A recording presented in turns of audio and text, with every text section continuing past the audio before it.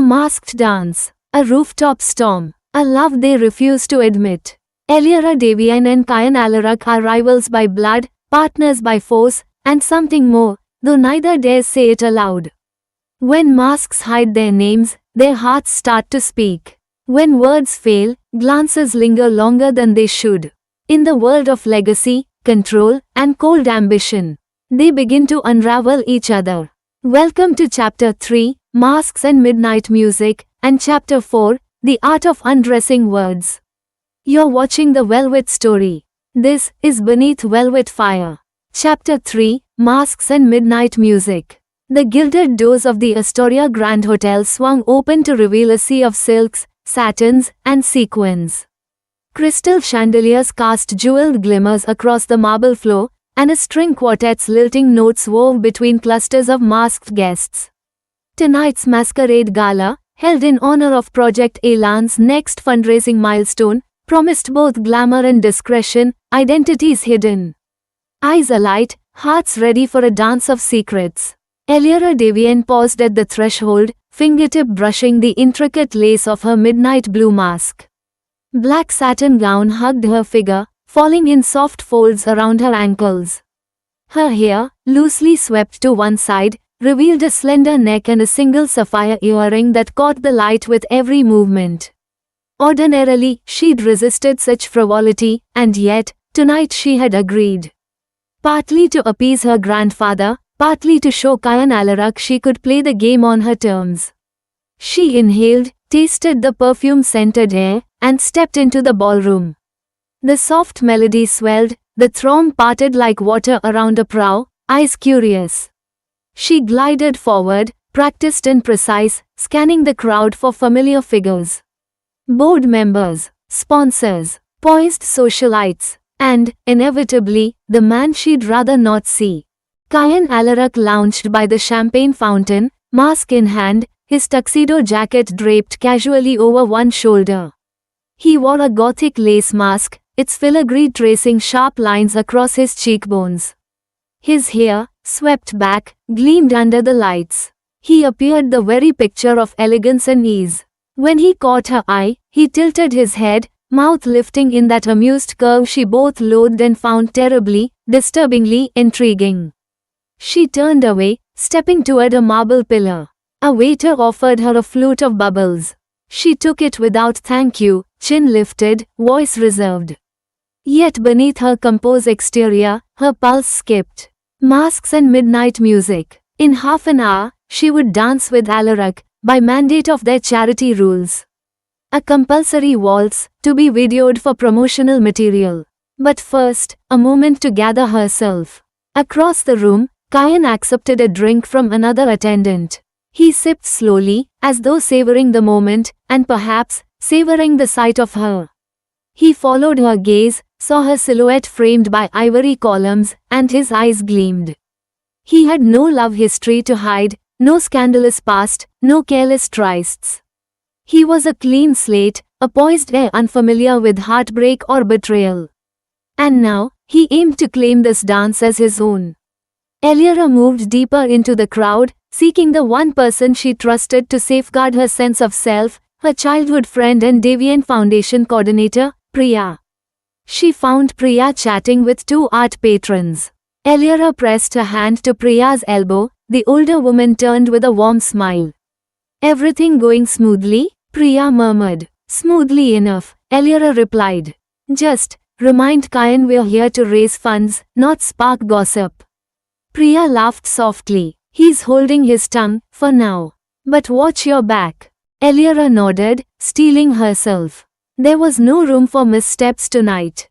Project Elan's success depended on unity before the cameras, and scrutiny afterward. Her reputation, her family's legacy, and her own integrity all rode on a single waltz. The quartet struck up a waltz. Velvet strings and gentle piano notes intertwined as the maitre d' raised a silver tray high, signaling the dance floor was open. Elyra's heart clenched. That was the cue. With measured steps, she crossed the room. Eyes forward. From the opposite side, Kyan joined the procession of couples. He extended a gloved hand toward her. She paused a heartbeat too long, then set down her champagne and placed her palm in his. His fingers closed around hers with confident warmth. "Shall we?" he whispered, his voice muffled by the mask, but still unmistakable. "Shall we?" she repeated, her tone cool but her pulse fluttering. They stepped onto the polished parquet, elbows brushing. Guests parted around them, forming a circle of onlookers. The quartet's tempo deepened, and the two began to turn. She led with her left hand on his shoulder, he guided with his right at her waist. Their other hands met, satin and linen, perfect fit. As they danced, she felt his heat, the gentle pressure of his chest against her back. It should have unnerved her, but instead she focused on her steps, her form, the precise rhythm. Around them, masks blurred into faceless shapes. Eyes met eyes behind lace and leather. Each waltz turned a silent conversation. And yet, as the music carried them, Elira caught herself glancing at Kyan. At the curve of his jaw, the strength in his shoulders, how his eyes, in shadow, seemed almost gentle. She banished the thought. She couldn't afford weakness. She straightened her back, lifting her chin. If he assumed she felt anything beyond rivalry, he would use it against her. Halfway through the piece, a gold-embroidered mask slid into place beside her. A competitor heiress, there to network. Elira discreetly shifted toward Kyan's other side, silently fencing her off. "Interesting choice," Kyan murmured into her ear. "Turning away from danger? Isn't that the point?" She returned calmly. "To avoid distractions. Distractions can be enlightening." A flicker of a smile tugged at his lips. Elira's heart stuttered. She willed herself not to look at him. The dance continued. The lights sparkled. The world slowed down to the interval between one footstep and the next. As the final chord approached, Kyan's proximity intensified. The air between their faces was no longer measured by rims of masks but by the space of unspoken tension. When the last note sounded, they parted with a crisp bow and curtsy, flawless in form, flawless in poise. Applause rang out. Flashbulbs popped. Masks lifted and heads turned. They walked off the floor together, hands still brushing from the afterglow of contact. Elira's breath came quick, and she realized she'd held it all dance long. She released his hand. "Thank you, Mr. Alarak," she said, voice steady. "My pleasure, Miss Devian," he replied, with that irritating half-smile. "Though I suspect you'd have preferred to dance with anyone but me." She didn't answer. They moved toward the refreshment table, where Priya waited with a knowing look. Later, during the charity auction in the West Wing, Elira presided over a bid for a rare art piece. Paint strokes of ruby and gold, a masterpiece slated for the Devian Foundation's gallery fund. She tapped the gavel, and the bids climbed fast, until a commotion at the entrance cut voices short. A masked intruder slipped inside, gloved hand pressed over his mask, his eyes darting. The crowd paused, curiosity peaked. Security agents straightened. Elira flicked her eyes to Kyan, who had already risen, scanning the corridor. "Stay here," she mouthed to Priya, who nodded, stepping forward. To everyone's surprise, Elira strode toward the newcomer. Kyan followed, slipping at her side. The masked stranger froze. "May I help you?" Elira asked, her tone polite but icy. He stuttered, then removed his mask slowly, revealing not a threat, but a gawky intern from the Devian Foundation's PR team, cheeks flushed. "Miss Devian, I lost my invitation," he mumbled. "I thought I was."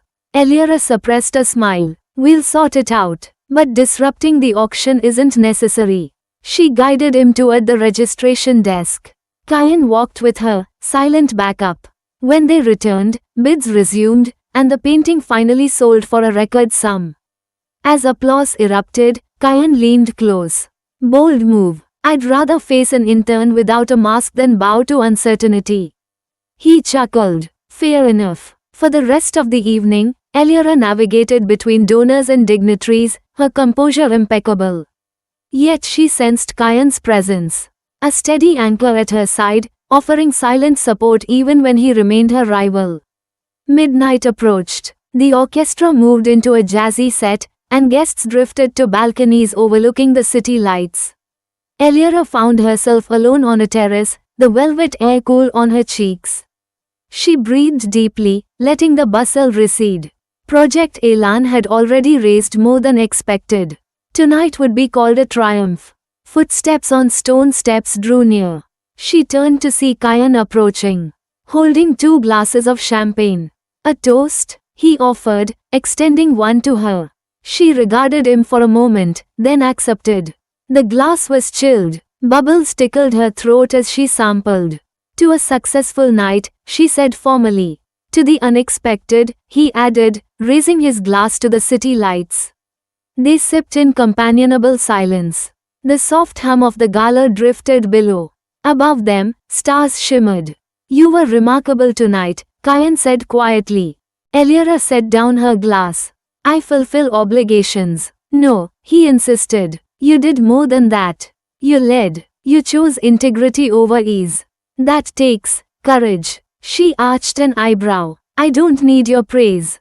I'm not praising, he corrected gently. I'm noticing. Her heart fluttered at his choice of words. Not praise, notice. He saw her. Not the mask, but the person. She eyed him in turn. Behind the lace mask, his eyes glowed with sincerity, no smirk, no challenge, but quiet respect. She recalled the half-hour mask dance and realized how much she'd learned of him. His steadiness, his strength, his clean slate. A man who hadn't played fields or flirted dangerously, but who met her fire with unwavering ground. Why are you doing this? She asked softly. Supporting me? Because you deserve it, he replied. And because I believe in what we're doing together.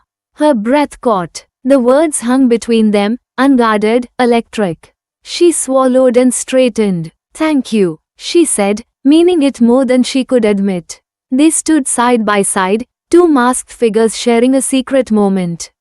The jasmine-scented air drifted. Below, the gala lights blinked like hope itself.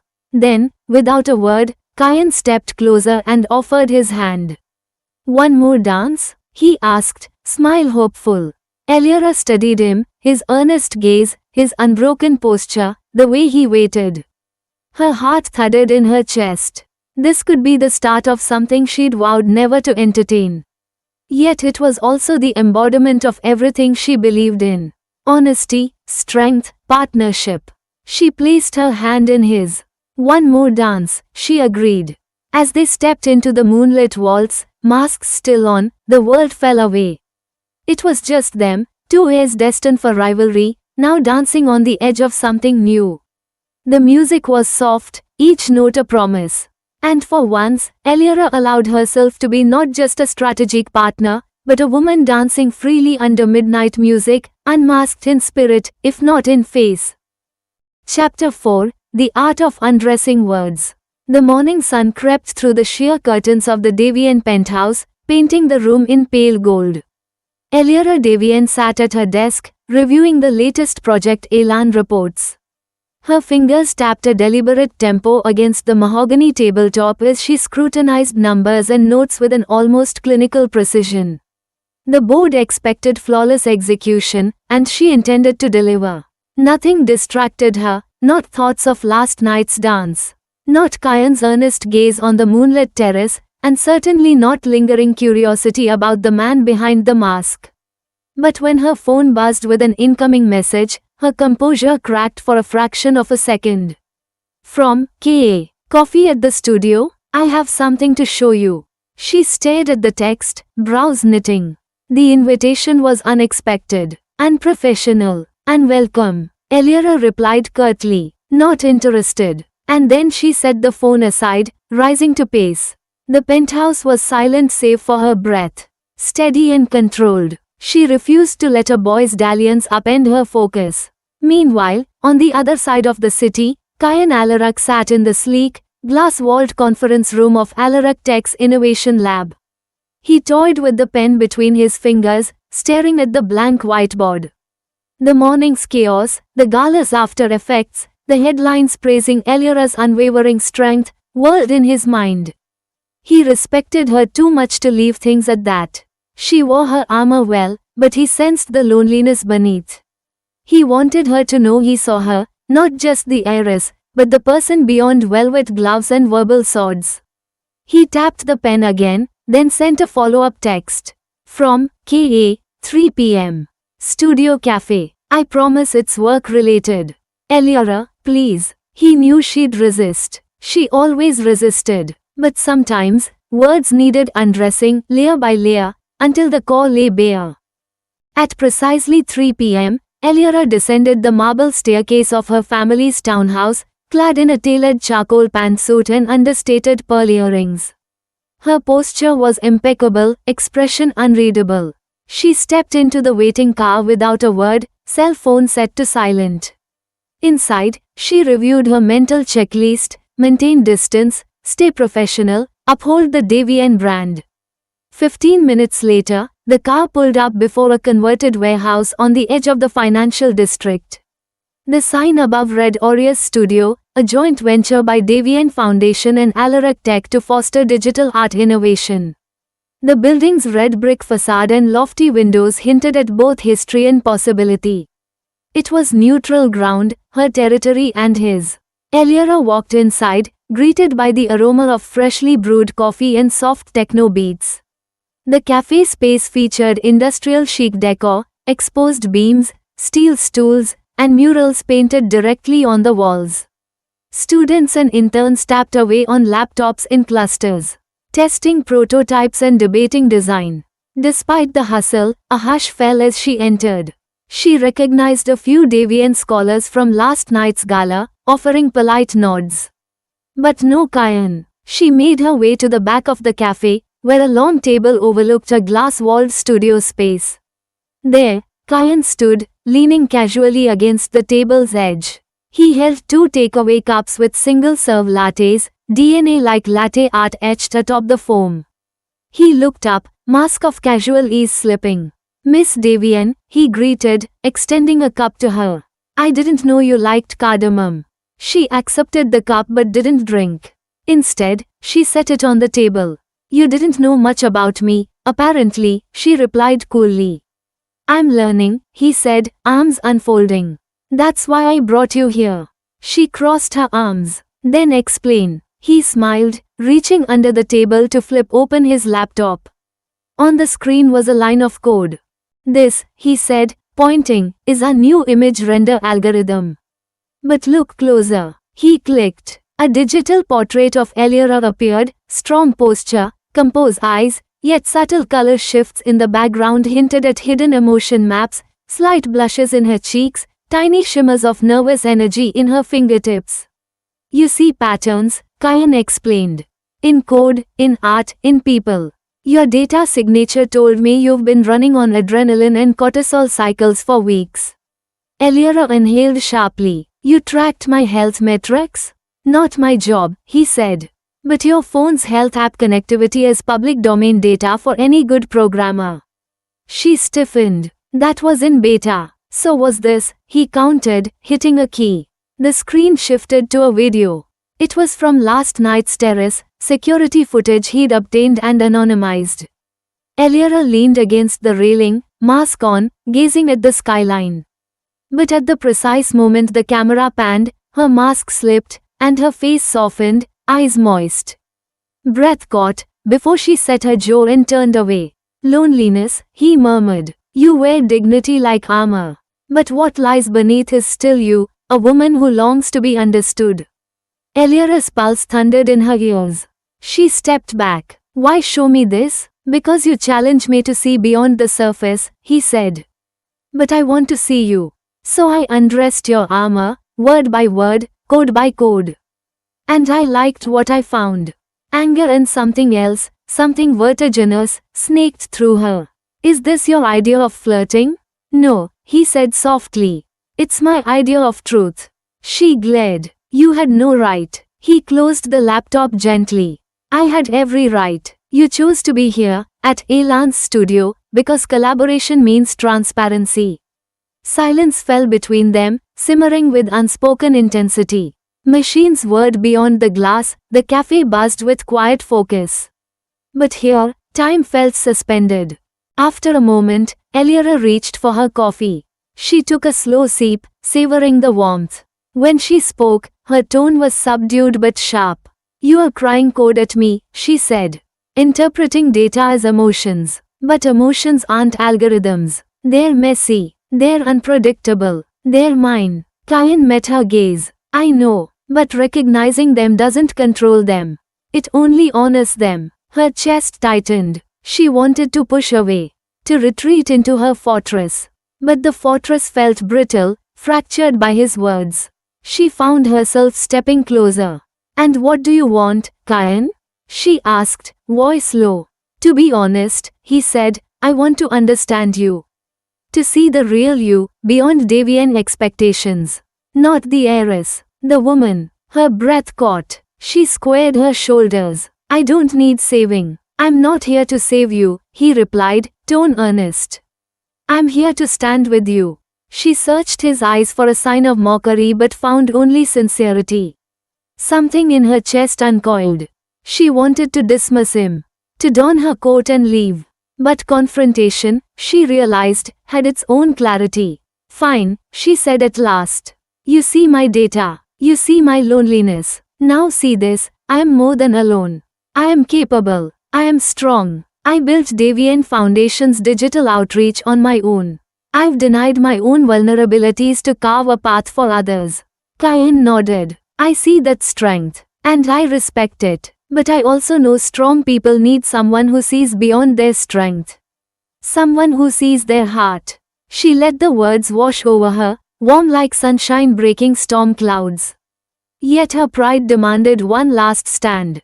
"You are a romantic," she said, tone dry. "You believe in goodwill gestures and poetic codes. But business is brutal. The board will never accept personal feelings complicating strategy." He closed the distance between them, lowering his voice. "Then let's redefine business. Let's show them that integrity and empathy can be profitable.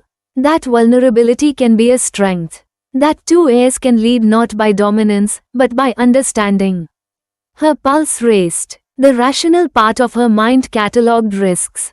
But the deeper part, the part that thawed at the memory of midnight music, whispered yes. She turned away, gazing through the glass wall at interns collaborating on digital canvases, students for whom Project Elan existed. She inhaled, firming her resolve. "All right," she said, voice steady. "Here's your deal. You and I, we'll be transparent partners. No hidden data, no public facade. We'll present a united front to the board. And in private, we discuss everything: strategy, art, feelings." He offered a slow smile. "Deal." She extended her hand, gloved in black leather. He grasped it gently, their fingertips brushing, spark igniting. They shook, sealing their pact.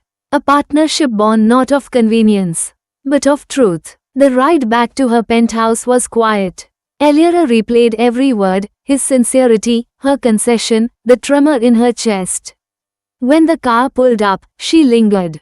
Her phone buzzed again, but she didn't glance at it. She stepped onto the sidewalk, inhaling the evening air. In the distance, the city lights shimmered like possibilities. She realized that, beneath her steel mask, something had shifted, a willingness to let someone undo her defenses, an art she'd long resisted. She touched her palm to her chest, half expecting armor to jut inward. But instead, she felt a flutter of anticipation. Inside her penthouse, she turned on the TV. A news anchor recapped Project Elan's latest success, praising the dynamic duo for their vision and honesty. Eliara allowed herself a brief, crooked smile. Transparency, her chosen weapon, had become their greatest asset. Her phone buzzed a final time. From K.A. "Thank you for being real. Tomorrow, we will strategize together." Eliara typed back. "Tomorrow." And Kyan, "Thank you, too." She hit send and set the phone aside. Then, for the first time in as long as she could remember, she let her guard down. She loosened the top button of her blouse, removed her gloves, and gently placed her mask on the mahogany desk. She stood there for a moment, gazing at the empty mask, the artifice she'd crafted to survive. It looked foreign now, a relic of a woman she no longer fully was. Taking a deep breath, she leaned forward and closed her eyes, willing herself to rest. Beneath the sleep, she dreamed of code and music, of two people learning to undress words and hearts alike. And when she woke, she knew the journey had only just begun. One dance, one storm, one moment they almost didn't walk away from. Beneath the music and rain, something shifted. Their rivalry cracked, not in weakness, but in understanding. Kayan saw her strength beyond the ice. Elyra saw his sincerity behind the arrogance. But love, like truth, is never simple. A decades-old scandal lurks just out of reach, and they're about to discover how deep it runs. Stay tuned for Chapter 5, One Rainstorm, One Rooftop, and Chapter 6, Love in the Time of Lawsuits, where feelings rise with the storm, and secrets begin to fall. This is the Velvet Story, where every enemy has a heart, and every heart has a fire.